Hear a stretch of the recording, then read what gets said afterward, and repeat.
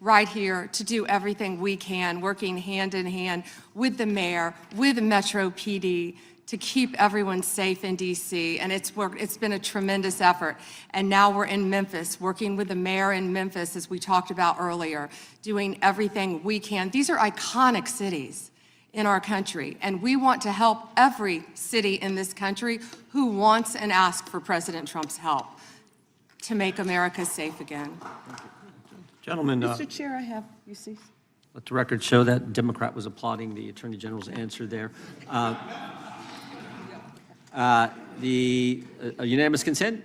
Yes, please. All right, the gentlelady is recognized. Mr. Chair, I have a few unanimous consent requests. I would like to submit into the record this New York Times article titled "Alex Pretty's Friends and Family Denounce Sickening Lies About His Life." I also would like to submit this Daily Mail exclusive interview with Vice President J.D. Vance titled "J.D. Vance Refuses to Apologize to Alex Pretty's Family After Spreading ICE Assassin Claim." One more. My last submission request is a New York Times article titled "FBI Agent Who Tried to Investigate ICE Officer in Shooting Resigns." Without objection. Thank you. The chair now recognizes the gentlelady from North Carolina. Thank you, Mr. Chairman.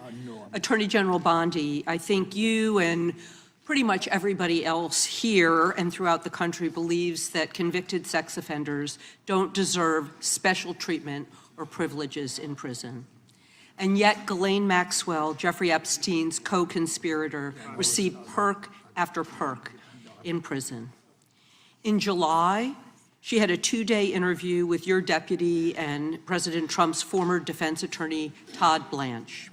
Just days after that, Maxwell was transferred from a federal correctional institution in Florida to a minimum security camp in Texas, which she, as a sex offender, would normally be ineligible for.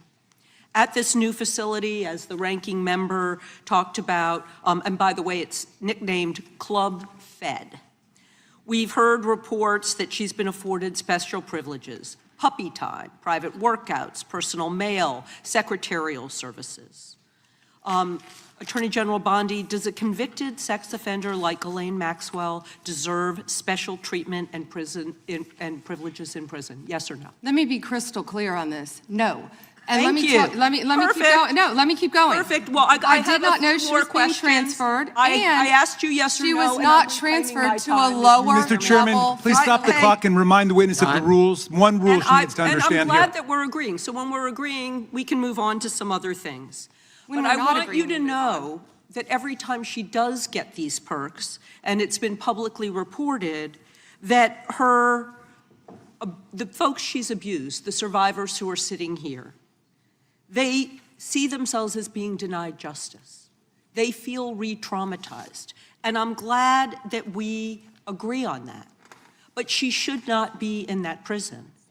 And she needs to be moved back to a maximum security prison as soon as possible. But what she has told another committee here is that she won't cooperate with them unless she gets clemency from Donald Trump. It's just crazy to consider that she can be wielding this kind of influence within the administration. But that begs the question: who ordered her to be transferred to the minimum security prison that she was ineligible for? Who signed off on the special privileges? Was it Mr. Blanche? Was it one of your other subordinates? So please, can you tell us who sent her there, since you don't agree she should be there? I said I do not agree she should receive special treatment. She was transferred, I learned after the fact, to the same level facility, and that is a question for the Bureau of Prisons. I was not involved in that at all. The same level facility, I don't know why, but you know, instead of talking about Ghislaine Maxwell, who hopefully will die in prison, you should be talking about Irina Zarutska. I have a couple who of died other on a questions. subway. Right, and I absolutely... You don't talk about that. I have been talking about it and actually helping with these issues. But we're going to move back to you. I bet we are. Yes, of course, because you're here to testify. That's what the whole point of this endeavor is. So of course we're moving back to you. It is all about you. So as we've heard, she took the fifth in response to every single question in that committee hearing, and her lawyer dangled the offer of clemency. Should Donald Trump pardon or commute her sentence? Should she be released from prison, yes or no? You said you hope she dies there, so I'm hoping the answer is no. I already answered that question. Good. I'm very glad. I really like this bipartisan agreement about Well, when what it should agrees happen with with you, her. but you Yes. don't want to talk about Irina Zarutska. You don't want to talk about I talk about her murdered all by the a time, violent crime but offender I am not in here your to jurisdiction. testify before Congress. You are. That is your job today. You are That's what you're getting paid for. obsessed with attack. Time belongs- So time belongs to the I gentlelady. want you to know that your own DOJ employee, he's recently been demoted and had some other problems, advises on pardons. Do you think he will be advising Mr. Trump on any kind of clemency or pardon for Ghislaine Maxwell? I'm not going to speculate, and you couldn't even identify properly. That's why you don't want to talk about Irina Zarutska. You couldn't properly identify her relative. I absolutely It's embarrassing. have been, and her family, by the way, appreciates all of the condolences, all of the help, everything that our law enforcement in North Carolina has been doing to help her family. Her family feels well treated. Thank you, and I yield back. Gentlelady yields back. Gentleman from California is recognized. I'd ask unanimous consent to enter into the record an article by former Attorney General William P. Barr entitled, "Why Pam Bondi Didn't Publish All the Epstein Files in 30 Days." The answer is simple. It was not possible, from the Wall Street Journal. Well said. Without objection, the gentlelady from Florida is recognized. Thank you, Mr. Chairman. Madam- I'm sorry. yes. May I respond 20 seconds to something that Congresswoman Ross said? Go right ahead. Thank you. She also opposed a sex offender registry as head of North Carolina ACLU. Thank you. Thank you, Madam Attorney General. And I'd like to pick up where you left off a moment ago, because we convene here today as a committee for the stated purpose of conducting oversight of the Department of Justice. And so it's critical for us to focus first on the mission of the department and assess your success in discharging it. So the mission of the department is to enforce federal law, defend the rule of law, and protect the American people from violent crime, terrorism, drug trafficking, fraud, and exploitation, to promote public safety. And what we have heard today unequivocally is that President Trump's Department of Justice, under your leadership, Attorney General Bondi, is doing exactly that. Just a moment ago, you shared with us some incredible statistics that the United States, under your leadership, has achieved the lowest murder rate in 125 years. That in the first year of this administration, murder is down 21%, robbery is down 23%, carjacking down 43%, and gun assault down 22%. That is what public safety looks like. Under your leadership and that of President Trump, you've located more than 6,000 child victims of trafficking and exploitation, arrested 1,700 child predators, and apprehended more than 300 human traffickers. Significant increases. And those aren't just statistics. Those are precious lives that your department and the men and women of federal law enforcement have saved. Madam Attorney General, you've mentioned a couple of specific criminal trends during this hearing that I'd like to discuss with you further, because one of our important roles in Congress is making sure that our laws and our law enforcement stay ahead of predators as technology evolves. I lead legislation in the House, along with bipartisan co-sponsors on this committee, to make sextortion a clearly defined criminal offense. We actually passed that out of the House of Representatives. We have a bill to promote Operation Renewed Hope to help rescue more child victims, and the Defiance Act to provide legal recourse to victims of deepfake AI intimate images. I would love to hear your perspective and what you are seeing related to these technology-based criminal trends, sextortion, and AI deepfakes.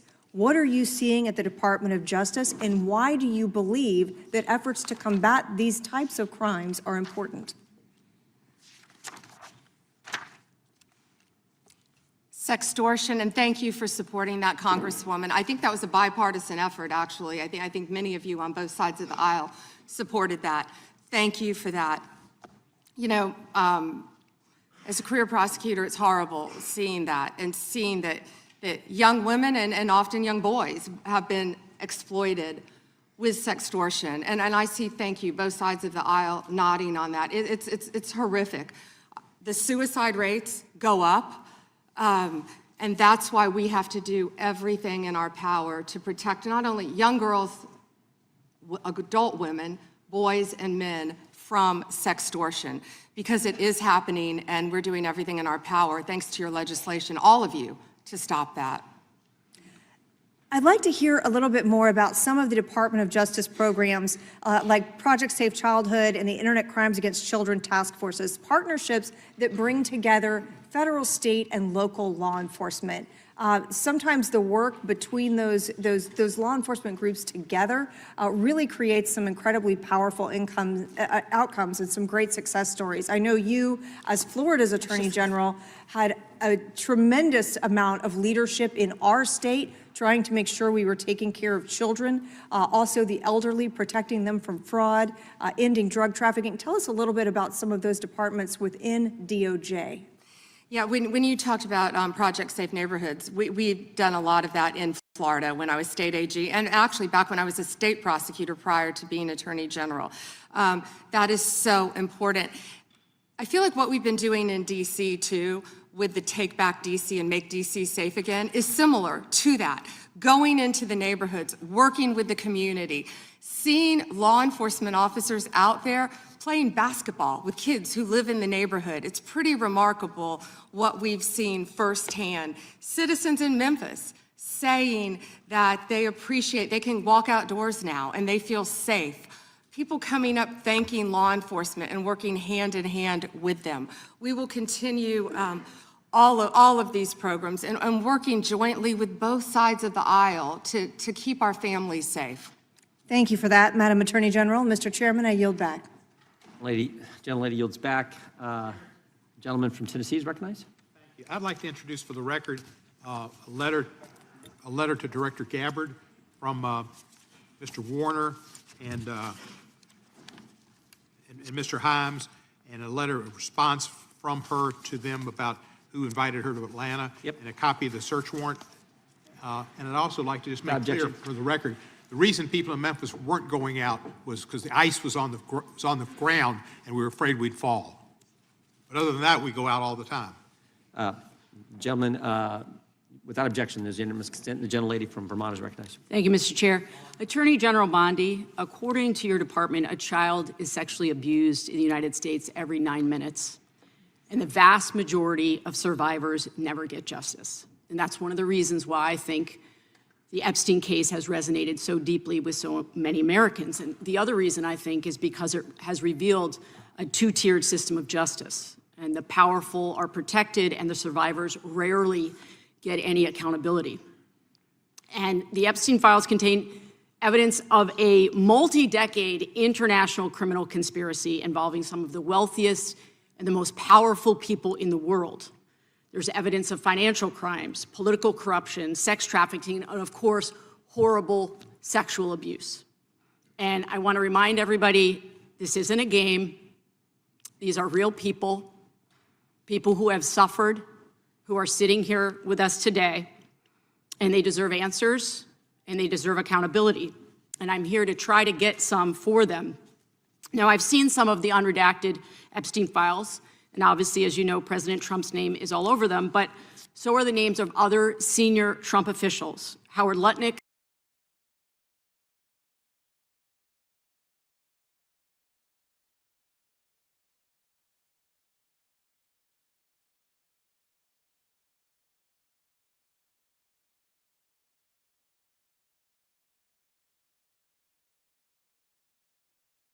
estimate how many criminal illegals are in the country?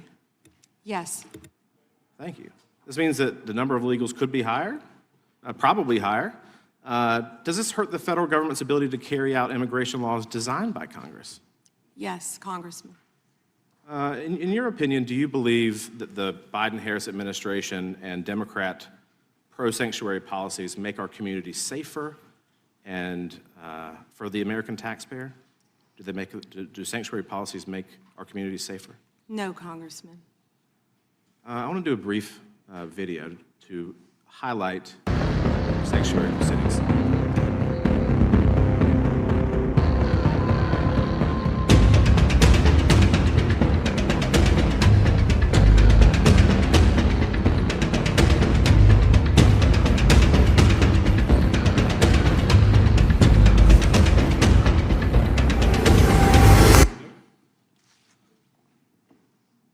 So what's strange to me, if you look at this board behind me, in New York, there are 7,000 criminal legal aliens since January 20th of last year that have been released into the public because New York is not honoring detainers requested by ICE. California, similarly, has released 4,500 criminal legal aliens. There are 33,000 under detainer in California alone.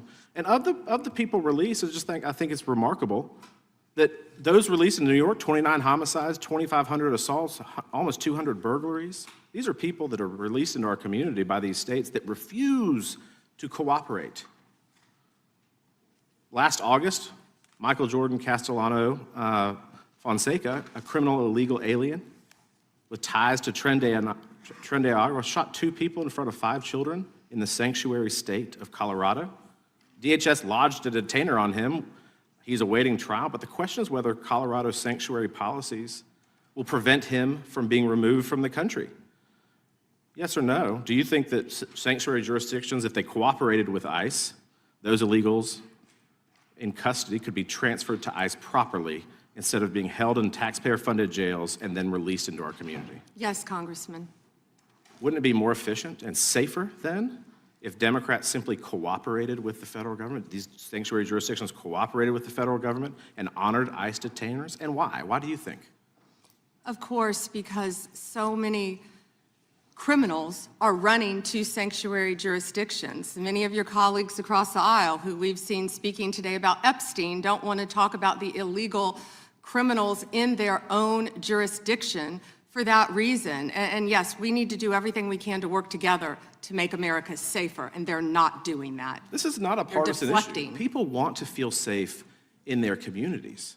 Nobody wants a criminal illegal alien released into the street. I think that the thing that maybe the American people don't quite understand is that when you do not honor a detainer, as we've seen, an illegal is released into the public, and now it's up to ICE to maybe apprehend them, rather than behind the courtroom passing them off from one law enforcement to the next. Is that true? Absolutely. What do you think, what is the Department of Justice doing right now to combat sanctuary policies in our country? We're doing everything in our power, obviously, to combat that. Donald Trump is doing everything he can because we are going to make America safe. We are going to get illegal criminal aliens out of this country. We're going to get the gangs out, TDA, MS-13, all of the gangs in this country. We're going to get the drug dealers out and the drugs, and that's what we've been fighting to do. And I wish we could do it on a bipartisan basis, but they just can't do it. And the decrease in numbers speak for themselves. Thank you for your work. Gentleman's time Mr. is... Chairman, we have some UCs, if that's okay. That is okay. Mr. Cohen. Thank you. You see on the National Institute of Justice's study on undocumented immigrants having an offender rate lower than U.S.-born citizens. I'd like to enter this in the record from 2024. Without objection. And I have several myself, Mr. Chairman. The Guardian, January 26, 2026, why is Trump granting clemency to convicted fraudsters? Without objection. January 2026, NBC, Trump's pardons forgive financial crimes that came with hundreds of millions of dollars in punishment. Without objection. Washington Post, December 19, 2025, Trump's pardons wipe out payments to defrauded victims. Without objection. And finally, May 30th, 2024, Trump found guilty by Manhattan jury on 34 felony counts of fraud. Without objection. The gentleman from Illinois is recognized. Thank you, Chairman. Attorney General Bondi, glad you finally made it here after hiding for 4 months from this committee. I understand why you're hiding from us. Chairman? You're one of the worst attorney generals in our history and an instrument of Donald Trump's lawless authoritarian agenda, and I'm glad the American people are seeing who you are, how you act, and the lack of good values.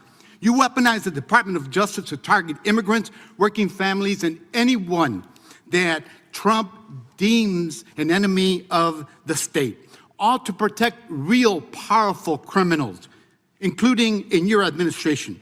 My Democratic colleagues have focused on your cover-up of the Epstein files and your passion for protecting pedophiles and child traffickers. That alone is grounds for impeachment.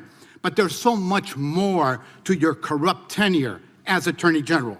You directed prosecutors to investigate elected officials in welcoming jurisdictions, and you got thrown out of court when you sued Chicago, Cook County, and Illinois. You directed prosecutors to prioritize low-level immigration cases while gutting enforcement against corporate criminals and public corruption. You revived draconian law of 1798, which should be repealed to illegally send people to a torture prison in El Salvador.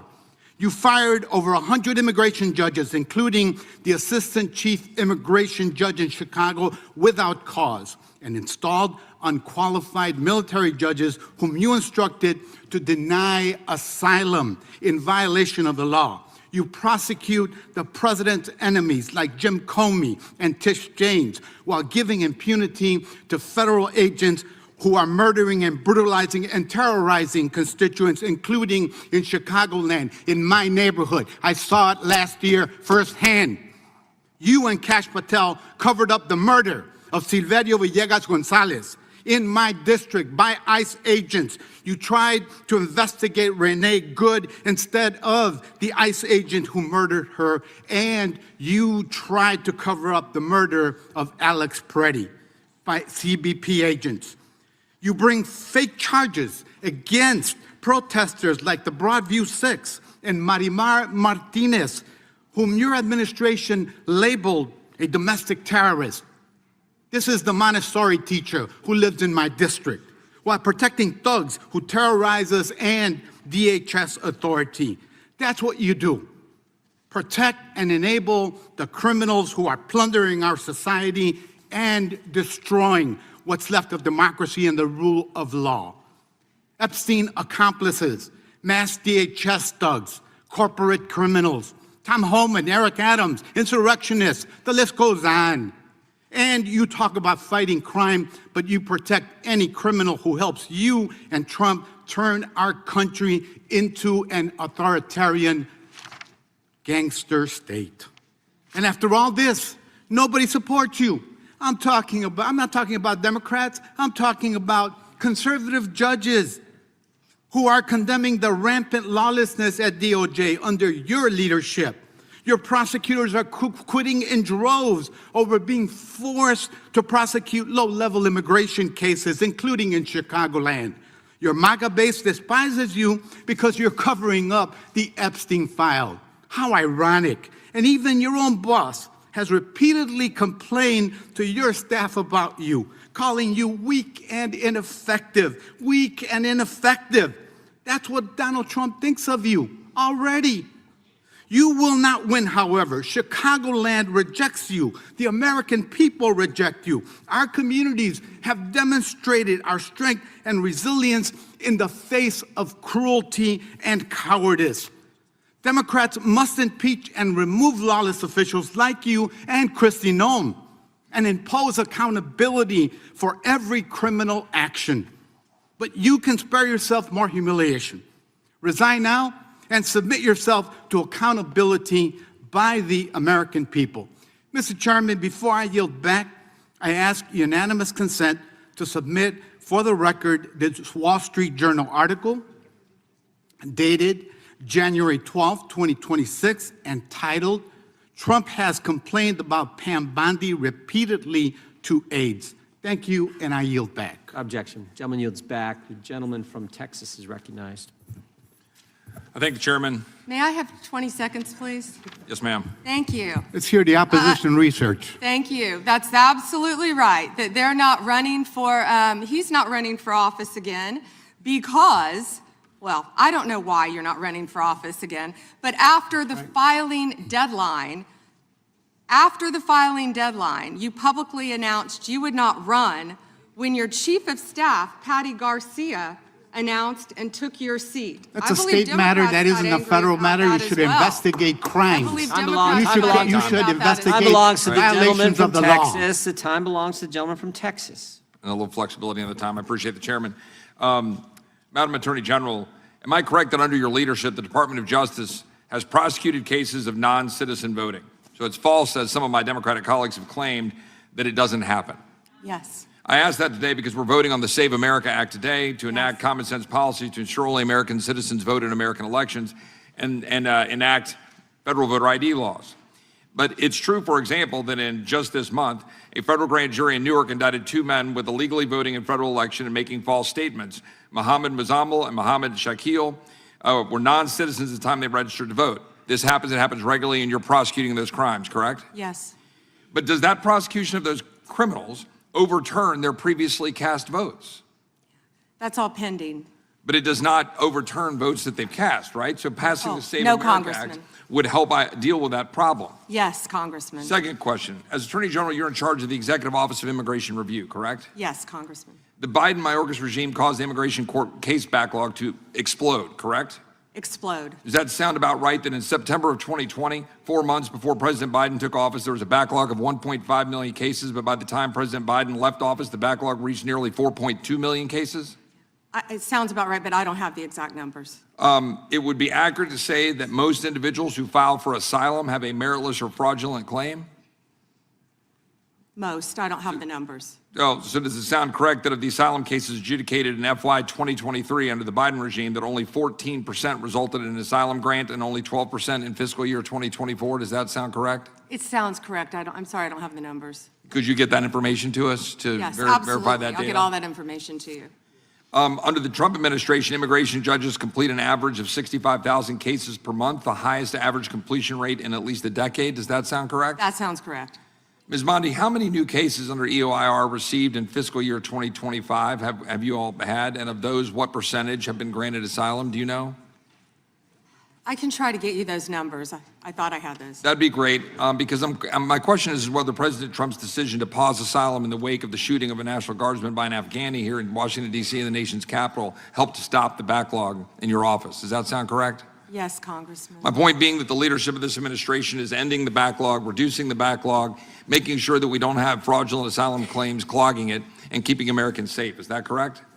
Yes, Congressman. So a couple other quick questions on another important topic that has been raised by colleagues on both sides of the aisle with respect to the Epstein case. A few questions. One, Jeffrey Epstein was charged in July 2019 for sex trafficking under the Trump administration in his first term. Is that correct? Yes, Congressman.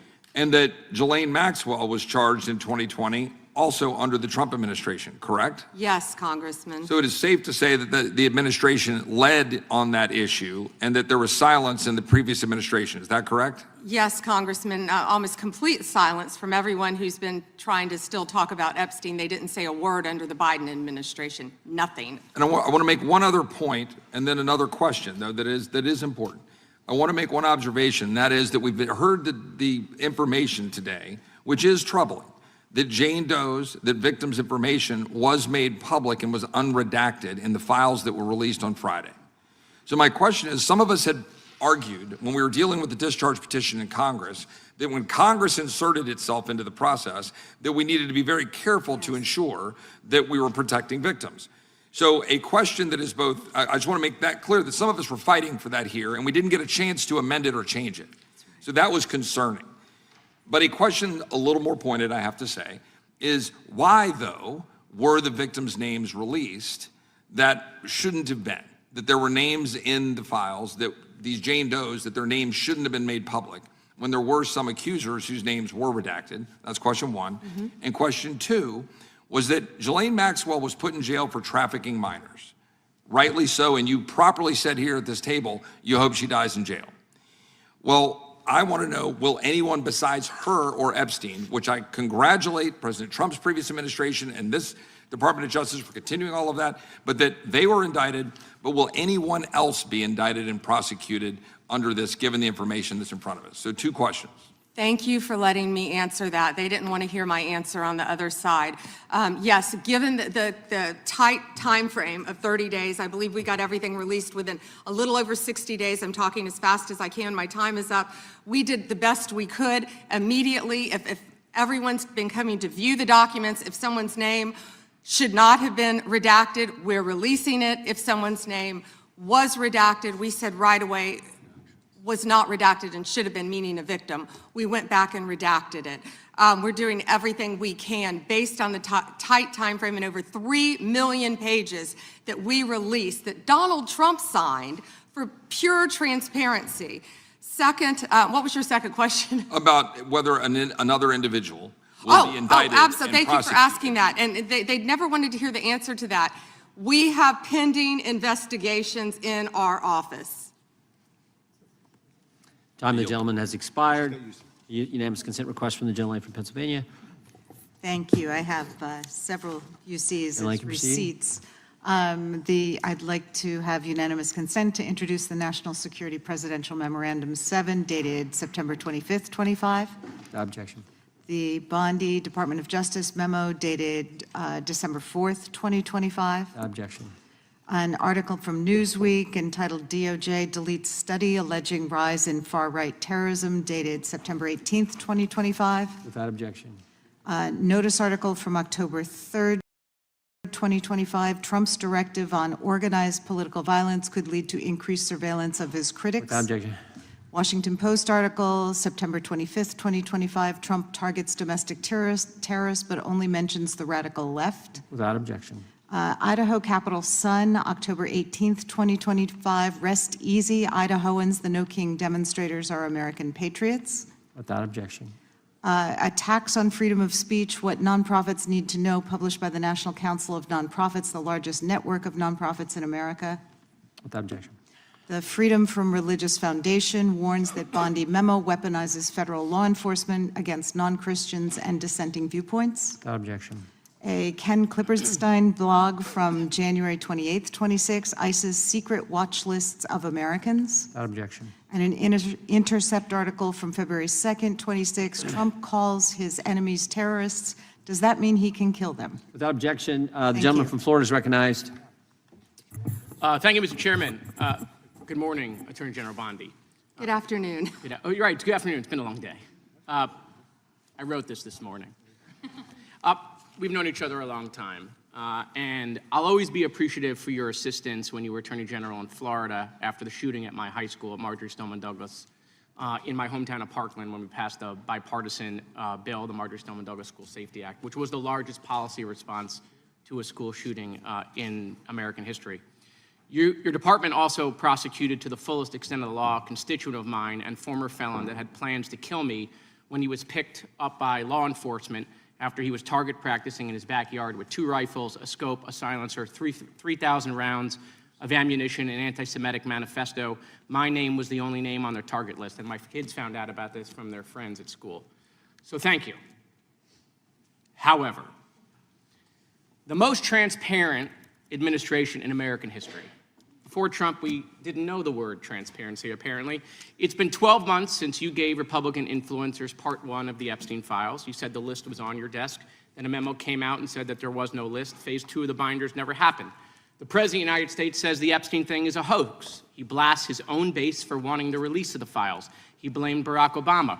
Republicans voted against the release of the files in the Rules Committee. Then they refused to even return to the Rules Committee until they could be protected from future votes on the release.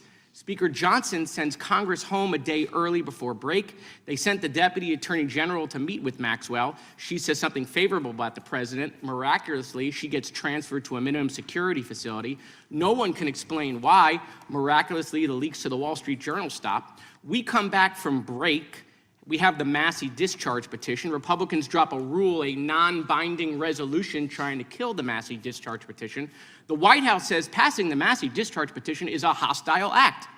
Trying to stop the necessary 218 signatures, according to Republican members that signed it, the White House brought them into the Situation Room, you know, the place where the president goes for time of war, promising things like appropriations or maybe even to primary them. People in the room say you were there. It didn't work. We get the 218 signatures. We eventually pass the Massey petition. You guys didn't release the files. You were forced by Congress, every member of the House except one, and the entire Senate.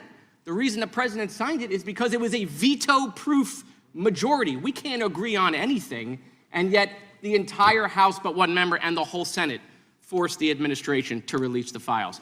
Kash Patel under oath said to Senator Kennedy, the FBI is not in possession of any credible evidence that Epstein trafficked girls to anyone but himself. We know now that's not true. According to documents, Epstein had a worldwide sex trafficking ring. Girls from Poland, Czechoslovakia, Russia, Paris, modeling agencies sending him girls. He even had a relationship with a summer camp where he groomed girls at a picnic table. Ghislaine Maxwell says 29 Epstein associates cut secret DOJ deals. Turns out there is a list. 6 names readily available if you unredact them. Co-conspirators named, but we got them when you unredact them. Maxwell recently tells a House Oversight Committee that she wants clemency to release more names. Kash Patel under oath said Trump's name appears less than 100 times in the files. We now know that's not true. Trump's name appears more times in the Epstein files than God's name appears in the book about God. Okay, by the way, this is the Trump Bible. Move over, King James. Trump's name also appears more times in the Epstein file than Harry Potter's name appears in the 7 books about Harry Potter. Lutnick says that in 2008, he went to Epstein's home, says he had a massage table in the living room, that Epstein said he got one every day, that it was the right type of massage. He and his wife decide to leave and say they'll never be in a room with him again. Howard then says, I'm sure the Epstein stuff is all on video. He was the greatest blackmailer of all time.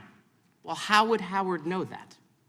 But now the files are public, and in 2012, we found out that he and his family are on Epstein Island after Epstein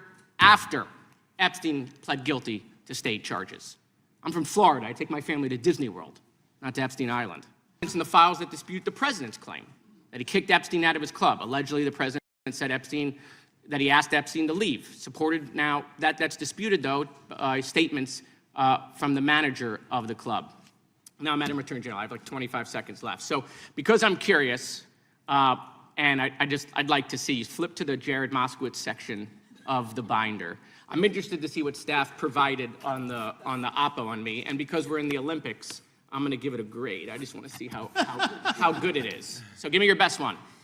So first of all, nothing is funny about mocking the Bible and holding up a Trump Bible. That's what you did. You made a joke, and I find offense to that. That's all I have to say. I want it from the burn book. Shame. I want it from the burn book, which is the best one. What you got? Has expired. The gentleman from Wisconsin is recognized. Thank you. First of all, I'd like to clear something up that was said earlier and is frequently said and is manifestly not true. And that is the supposed small number of crimes committed by immigrants or illegal immigrants in the country. That has been based on a poorly done study by the Cato Institute, and I believe the Cato Institute itself has even updated that study. The reason that we know that study is not true is that those statistics are not out there. For whatever reason, when somebody is arrested, even for very serious crimes, we do not have on the paperwork whether that person is a legal or illegal immigrant, okay? If I go to one of my local sheriffs in Wisconsin and ask them how many illegal immigrants in your jail, they will say, I have no idea. We don't keep track of that. When I tour the federal prison right outside of my district, and I ask them, in this federal prison, how many of your inmates are illegal aliens, they will tell me, we have no idea. We don't keep track of that. So whenever you hear a Democrat or anybody, or a pundit, say that, oh, there's so few illegals committing crimes, it is based on nothing, because those statistics are not available anywhere. What I would offer in the next round of appropriation bills, if one of my Democrat colleagues wants to help me out, perhaps in appropriations we can get funds to add to all the paperwork whenever anybody is convicted of crime as to whether or not they are citizen or non-citizen. And then we will have the statistics. But otherwise, whenever you hear somebody say on MSNBC or wherever, oh, so few crimes are committed by illegal immigrants, they don't know what they're talking about because nobody has those numbers. Okay, there's the first thing. Now, the next thing I want to point out, we have had what I think is an unprecedented situation in Minnesota in which they are not assisting ICE in dealing with crimes that are going on up there. In other words, ICE is left to its own devices. When I talk to my local sheriffs, they tell me that whenever a federal agency is engaged in work in Wisconsin, they always make themselves available in case that federal agency needs assistance. This could be something like ICE under DEI. It could be drug enforcement. It could be ATF. It could be FBI. It could be Secret Service. It could be the U.S. Marshal. Nobody that I have been able to find, any sheriff in the state of Wisconsin, is aware of any circumstances in which they did not make themselves available to federal law enforcement, either if they need somebody extra to do surveillance, to just park a marked car outside the area, to assist in apprehension of a criminal, if they need assistance with an additional SWAT team, if they need to transport somebody. Local law enforcement is always there. Now, you are not in charge of ICE, but you're in charge of several other agencies. Have you ever heard of anything like what's going on in Minnesota, where the governor or the local mayor refuses to give assistance to federal law enforcement? I have in Portland and some other cities where they weren't cooperating. But as I said, I spent about 4 days. I did spend 4 days in Minnesota, and I believe many of the local law enforcement wish they could work with us to make their city safe. Okay, now we'll switch to something else. And first of all, I'd like to thank you for doing this today. You're obviously very bright, obviously very confident, and something I love. You tolerate fools gladly, so I appreciate that trait. You suffer fools gladly. In hearings like this, we often focus on new initiatives undertaken by the department. Today, I'd like to give you an opportunity to discuss actions implemented under the Biden administration's Department of Justice, such as the Foreign Influence Task Force that you have since terminated. And, you know, it's always rare to see anything in the government terminated. But could you elaborate on those decisions and highlight the accomplishments of your tenure at Justice? Thank you for asking that. We are out of time, but may I answer, Chairman? Go right ahead. Thank you. Thank you. The Biden administration weaponized the Foreign Corruption Practices Act. And on February 10th, President Trump issued an executive order pausing that for a DOJ review.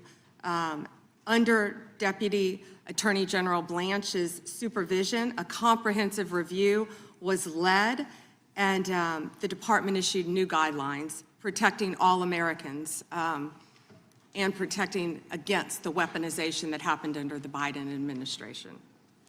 Time of the gentleman has expired. Gentleman yields back. Gentleman from New York recognized. Thank you, Mr. Chairman. Ms. Bondi, I went over to the department yesterday for a couple of hours to review some of the unredacted materials. And I am looking forward to your detailed explanation for why you have withheld almost half of the documents, which is required by the bill. Now, obviously, there are 3 million documents, so I didn't get through much. But one thing I didn't see was the client list that you said you had on your desk a year ago. I did, however, find a couple of important documents. An 86-page prosecution memo from the Southern District of New York, and a draft indictment from Florida against Jeffrey Epstein's co-conspirators. For reasons that I cannot understand nor are permitted by the bill, they were still redacted, even for members of Congress. So, Ms. Bondi, will you commit right here to immediately providing those 2 documents in unredacted form to members of Congress? Not a complicated question. Well, I guess it is for you because you have a law degree and those are privileged. Okay, they're not privileged, but we will discuss that later. I also found an email that I have right here from Jeffrey Epstein to Ghislaine Maxwell that was unredacted. and it included notes of statements that Donald Trump made about his prior relationship with Jeffrey Epstein. Now, there is no reason for this to be hidden from the American people. There is no privilege, there is no attorney-client privilege, and I see you're checking with your staff, and I can assure you, staff, this is not under attorney-client privilege because it was sent from Jeffrey Epstein to Ghislaine Maxwell. Will you commit to publicly providing the unredacted version of this so that the American people can understand the extent of Donald Trump's lies about his relationship with Jeffrey Epstein? You're about as good of a lawyer today as you were when you tried to impeach President Trump in 2016. Have you apologized for that in 2019? So will you unredact this? Will you were unredact lead this? counsel on that. Privileged. I'm asking you, will you unredact this? Privileged. Privileged, of course. I look forward to discussing this more. Now, these are obviously improper redactions. And let me stop for a minute. I'm talking. If they're not privileged, quiet. Don't yell at me. If they're not Mr. Chairman, would you stop the clock? This is on your time. It's not on Mr. If they're Goldman. not Even though privileged, you used your if we review improper them and they're not- redactions you'll like my answer. to If we continue review to them and they're not protect privileged, Donald Time belongs to we the will member. be happy to release them. We'll after stop the review. clock. We'll stop the clock. Time belongs to the member. Go ahead. Even though you used improper redactions to protect Donald Trump and other predators associated with Jeffrey Epstein, you did the exact opposite thing with the survivors and victims of this scheme. So their identification information was really the only thing required to be redacted, and it was not. And it's clear this was not a mistake. This was not by accident. This was not because you only had 30 days when you really used 75, and that doesn't even include all the hours last March that you were redacting it. But I'll tell you why it's clear it wasn't a mistake. There is an email entitled Epstein Victim List. There are 32 names. One is redacted, 31 are not. So someone looked at it and decided to redact something. And I will tell you that that is clearly intentional to intimidate these survivors and victims. Now, in an interview last week, How will you tell me that's intentional? in an interview last week, Deputy Attorney General Todd You Blanche can't go off script. said that any victim that wants to speak with the department has done so, hopefully. Well, thanks to the incredibly brave people sitting here behind you, we can actually ask them if that's true. Now, would the survivors and victims who are here please stand up one more time? Just by show of hands, how many of you or your loved ones actually have met with the Department of Justice and provided testimony and estimate and evidence? None.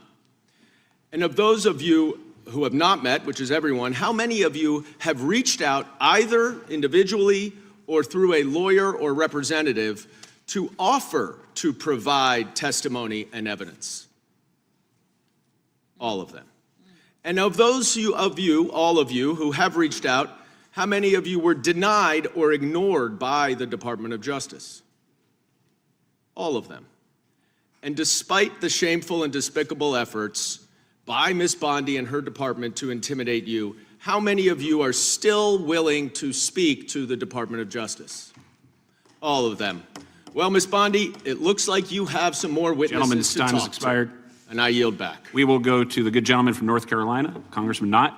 May I have a moment, Congressman? Yes, ma'am. Thank you.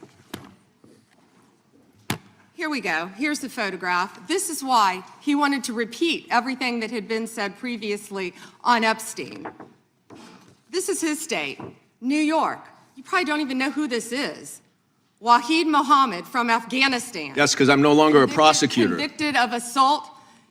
Wow, he represents New York. Wow, yet he doesn't care about the illegal aliens convicted of crimes. Assault and homicide.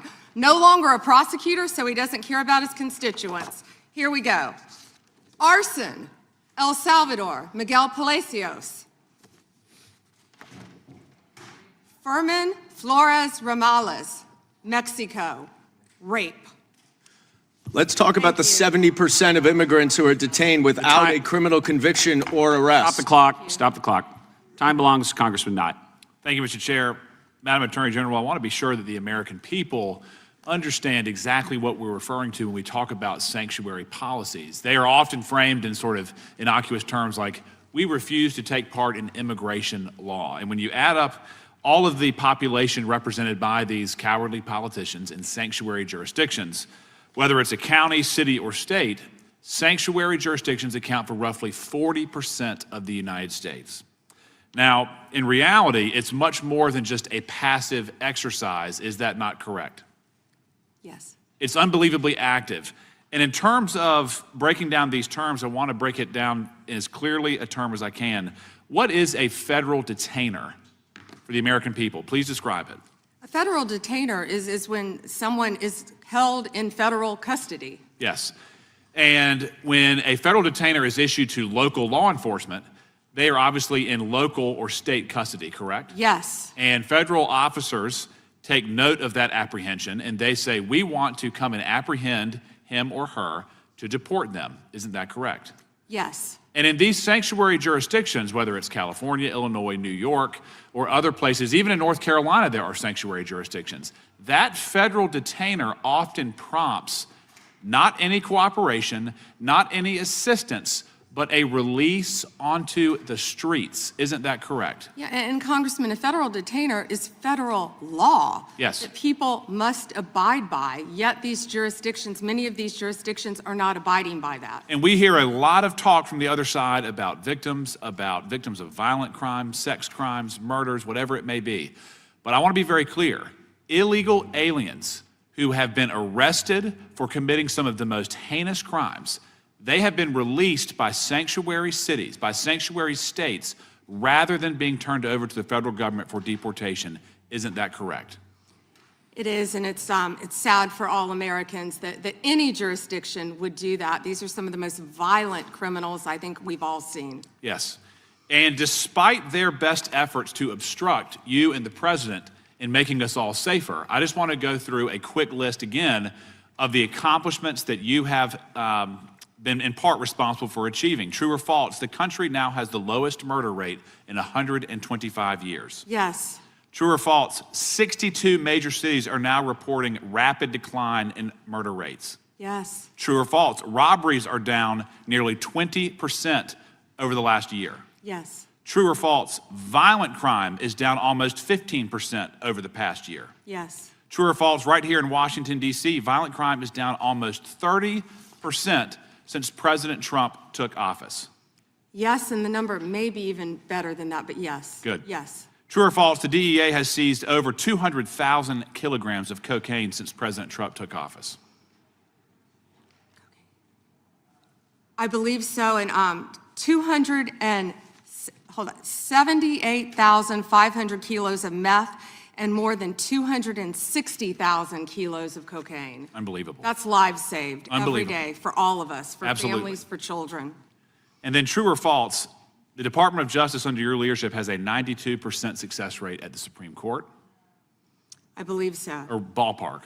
Ballpark. And then true or false, this administration is attacking the waste, fraud, and abuse that we have seen in places like Minnesota that is removing billions of hard-earned tax dollars from this country. Absolutely, and President Trump is committed to doing that in every city in this country. And Madam Attorney General, just to be very brief here, I want to be sure that you know that many on this committee made very serious efforts to try to amend the Epstein petition to give you the resources and the time to protect victims, to go through and to have the necessary runway to thoroughly go through that file. Unfortunately, those requests were met with refusal, and we were unable to make the necessary amendments. But thank you for being here today. Thank you. The good gentleman yields back. We turn to the good lady from California, Congresswoman Kamlager-Dove.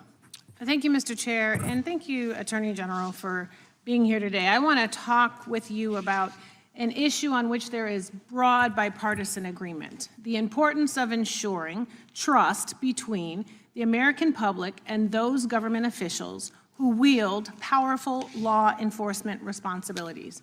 So, Attorney General, would you agree that it is important for law enforcement leaders to be honest? Of course, as well as members of Congress. Thank you. And would you include yourself as a law enforcement leader? Of course. Okay, thank you, thank you. You know, President Trump has also, he has referred to himself as the chief law enforcement officer of this country. So do you believe that President Trump is honest? He is the commander-in-chief of the United States of do you America, believe and that not only President is he Trump is keeping honest? this country safe, Do you he believe is keeping this honest? world It's safe. a simple question Of which you course didn't I do. answer. He is the Okay, thank you. commander-in-chief. Last June, Minnesota lawmaker Melissa Hortman, her husband Mark, and their dog were brutally murdered in their home. And your USA's office in Minnesota investigated this crime and obtained a 6-count indictment of the murder suspect, stating that he had intent to kill, injure, harass, and intimidate Minnesota legislators. And I have the copy right here. I read through it. Yet a few weeks ago, President Trump suggested publicly that Minnesota Governor Tim Walz was behind these murders, posting on his Truth Social account a video raising this conspiracy theory. And it wasn't true. And you know it wasn't true, or else you would not have brought an indictment against the subject. Do you know what else Trump has said? He has said he has cut gas prices by 1,400%. False. That he won the 2020 election. Actually, False. gas is down to $1.99 a gallon, thanks to that President he didn't Trump. know Epstein. Maybe False. $5 in That he California. sent, it's my time, Mr. Chair. That he sent water to LA during the wildfires. False. That Governor Westmore of Maryland called him the greatest president of his lifetime. False. So many tales, too many to keep up. But I want to go back to what he said about Tim Walz. Do you agree that President Trump undermined public trust in law enforcement by suggesting that Governor Walz was involved in the Hortman murders? I am not familiar with that statement. Well, that is a disappointing response, and it is also why your office and Donald Trump have zero credibility, because I know, and you know, it was a right-wing extremist who murdered the Hortmans. And you and the president are being dishonest with the American people. Last fall, after the horrific shooting of Charlie Kirk, President Trump was asked if there were extremists on both the left and the right. And his exact words were, "I'll tell you something that's going to get me in trouble, but I couldn't care less. The radicals on the right oftentimes are radical because they don't want to see crime. The radicals on the left are the problem, and they're vicious, and they're horrible, and they're politically savvy." Do you agree with this statement? You're taking too long, Madam Attorney General. But you know the answer, because your own department has addressed the question. In 24, the DOJ's research arm issued a report on domestic terrorism, stating that the far number of far-right attacks continues to outpace all other types of terrorism and domestic violence extremists. The DOJ published the report, and after the president made those comments, the DOJ took the report down. And I sent you a letter asking you a simple question. Why did the Justice Department remove the data that shows right-wing extremists have killed more innocent people than left-wing extremists? Did you refer to immigration enforcement as domestic terrorism? You should answer my answer's question. yes. You're on my time, but you won't. And what I am asking you to do is put the report back, restore the data. Stop scrubbing important data from your website. Stop taking down reports that you know the American people need to know about. There are violent, dangerous people out here with real threats, and the dishonesty from your agency comes from the covering up of these threats that could hurt American people and put our lives at rest. Do better. And with that, I yield back, Mr. The lady yields back. The gentleman from North Carolina is recognized. May I have one moment? You may. Her district includes Culver City, and she's not talking about any crime in her districts, nothing about helping crime in her district. She's not even worth getting into the details. Well, thank you, Madam Attorney General, and we are grateful to have you here today. And let me just say that you've shown great perseverance today, and I think you're coming to the last lap here of those of us that are left, but I applaud your strength and I applaud your resolve. Madam Attorney General, as a pastor for over 37 years now, I take serious issue with any attempts by agitators to disrupt church services or activities at houses of worship.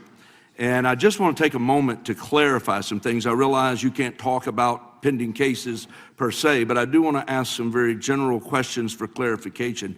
Does the DOJ consider unauthorized entry into a house of worship to be protected activity under the First Amendment when undertaken by a member of the press?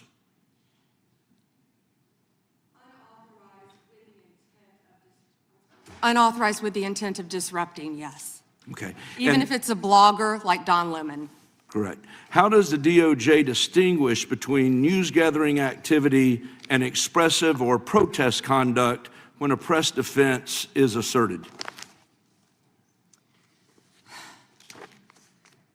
Congressman, I met with the pastor of that church, and what happened there was horrific.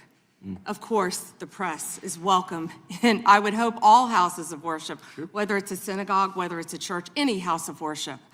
However, what happened here is a pending case again, but within the four corners of the indictment, they were, quote, gearing up for a resistance. They entered a house of worship, and I think the video speaks for itself. What happened in there, what the video doesn't show, is there were approximately 400 parishioners in there on a Sunday morning, families, grandparents with canes, children upstairs in Sunday school their parents were blocked from getting to them once this resistance took place, and they had named it Operation Pull-Up. It was heartbreaking for those families. They were terrified. I think they've all said that. And nothing like that should happen in this country, and under my watch, it won't. Thank you. And just to clarify, accosting members of a congregation and creating a scene marked by intimidation and threat inside a house of worship would not be protected First Amendment activity, correct? Absolutely not, and a grand jury has indicted individuals over that. Thank you. One other question, just shifting a little bit. You know, my home state of North Carolina has been making national headlines at times, and particularly in the city of Charlotte. We've made pleas at times for our governor to get involved, bring in the National Guard. Our Fraternal Order of Police had pointed out that we were about 270 local cops below what we needed in order to adequately police the city. And yet the governor's declined to offer to partner with the federal government to bring in reinforcements to Charlotte. I want to give you just a few moments, really the balance of my time, to explain the impact that Memphis Safe Task Force has had on crime and safety in Memphis, because I know there was a place we saw that cooperation has tended to breed great results, and I would love to hear a little more about that. Thank you. And I have numbers for you too.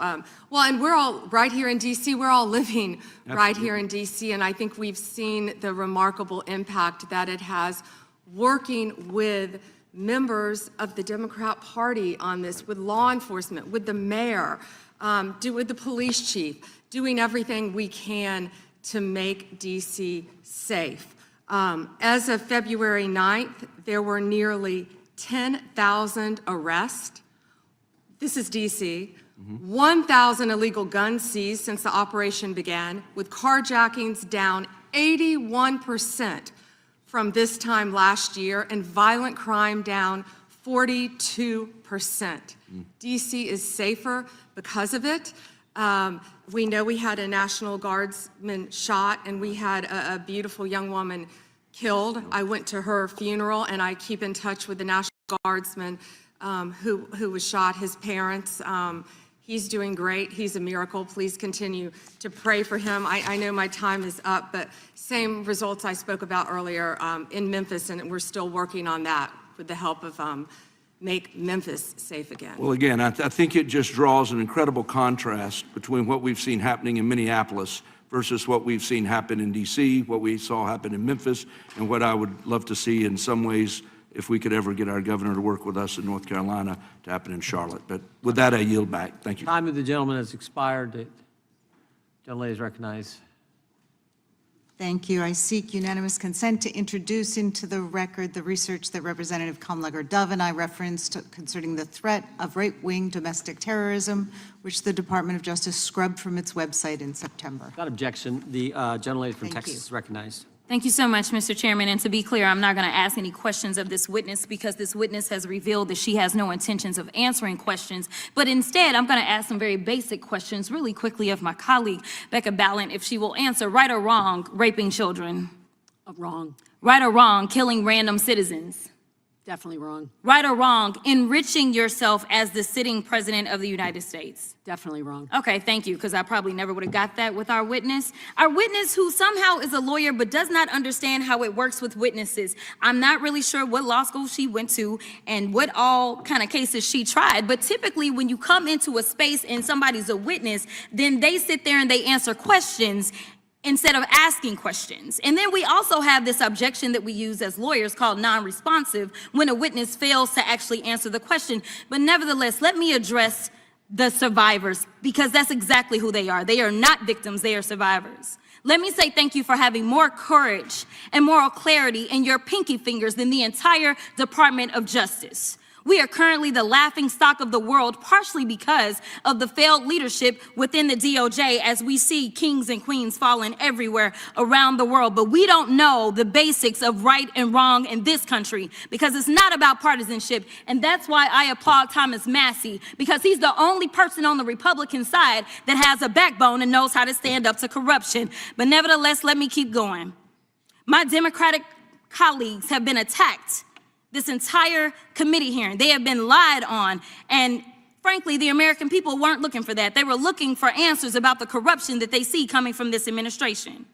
In the written testimony of this witness, of this particular witness, she stated that when she took office, she had two main goals. The first was to end the weaponization of justice, and second, to return the department to its core mission. Not only have you lied about both, you've intentionally done the exact opposite. You're spending more taxpayer resources arresting journalists than you are prosecuting pedophiles and creeps. In fact, your boss, the President of the United States, stated that this administration, quote, took the freedom of speech away. And at your direction, DOJ has arrested Don Lemon and Georgia Fort. And I might add that y'all actually had a judge that rejected y'all for trying to arrest Don Lemon before, just like the grand jury rejected y'all as it relates to Senator Kelly, just like a grand jury rejected y'all as it relates to Senator Slotkin, just like the case against Tish James was dismissed and the case against Mr. Comey was dismissed. I completely don't get how it is that you're sitting at the top of DOJ because you don't seem to be good at your job. You're spending more taxpayer resources arresting these journalists. In fact, we know after Georgia Fort and Don Lemon were arrested, we know that there were homes of journalists that were raided. We know that threatened prosecution against students protesting your actions and forced tech companies to remove apps used to track ISIS activities. But let's circle back to you protecting pedophiles and creeps, because I want to talk about the president and his possible involvement with Jeffrey Epstein. Now, I don't know what the president might have done with Jeffrey Epstein, but unlike this administration, I believe that facts matter, so let's talk about the facts. Fact number one, Donald Trump is one of the most named people in the Epstein files. At least 5,000 files contains more than 38,000 references to Trump, his wife, or Mar-a-Lago. Fact number two, Jeffrey Epstein and Ghislaine Maxwell made young girls available to Trump on multiple occasions. For example, according to this file, Ghislaine Maxwell presented a young girl to President Trump who spent more than 20 minutes apparently flirting with her. Here's another example. This shows notes from FBI investigators that describe Jeffrey Epstein transporting a victim to Mar-a-Lago to meet with President Trump, where he bragged to Trump that, quote, this is a good one. Now, I'm not saying that the president is a pedophile, but there is a lot of evidence in these files that suggests that he's very close friends with a lot of men who are pedophiles. What's crazy about all of this is just that this is a big cover-up. And this administration is engaged in it. In fact, this administration is complicit.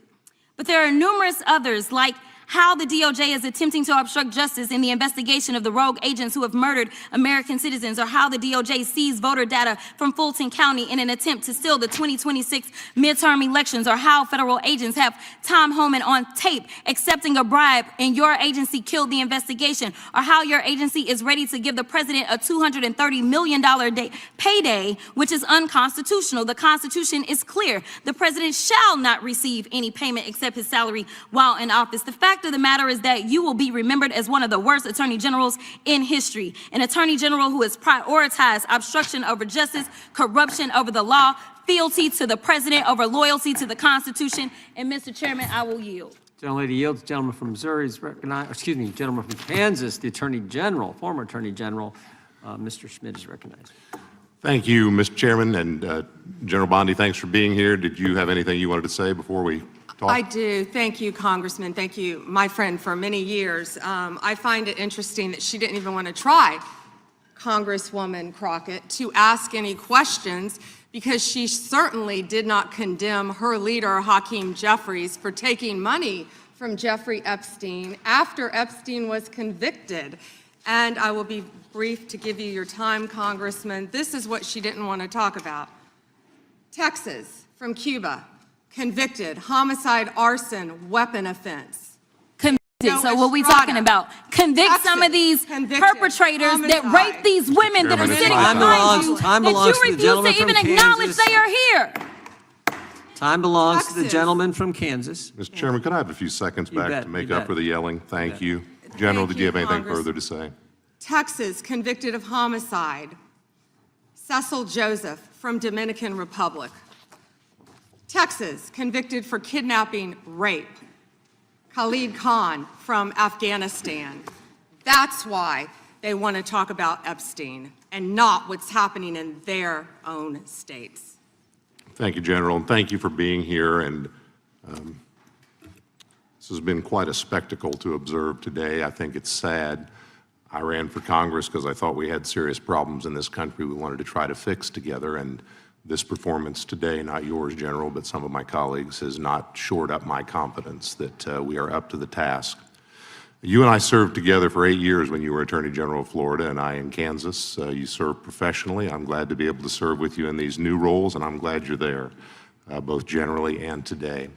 Part of the reason I ran for Congress is because in my former role, I saw in the real world, in my state, the consequences of failed U.S. immigration and border security policy.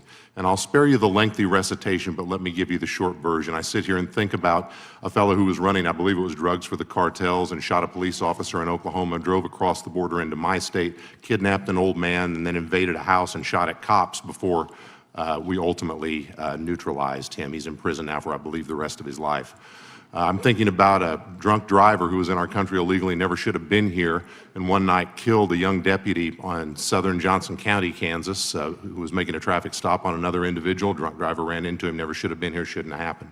Thinking about a guy who was deported repeatedly, came back and ultimately murdered, I believe it was 4 people in Kansas City, Kansas, and then fled to Missouri and killed a 5th guy. He died in prison. I'm thinking about a guy we prosecuted who wasn't supposed to be in this country, who raped a child in a little rural county up north on the Nebraska border, and we sent him to prison for, I believe, the rest of his life. Thinking about a guy who wasn't supposed to be here at all, who murdered, I think it was his wife or his domestic partner in an act of domestic violence in northwest Kansas. Thinking about another guy who was here and joined up with some folks who were citizens and committed a crime spree and then thought he might get caught, so he killed one of his accomplices. And we sent him to prison for the rest of his life. And that's just the ones I'm thinking about sitting right here.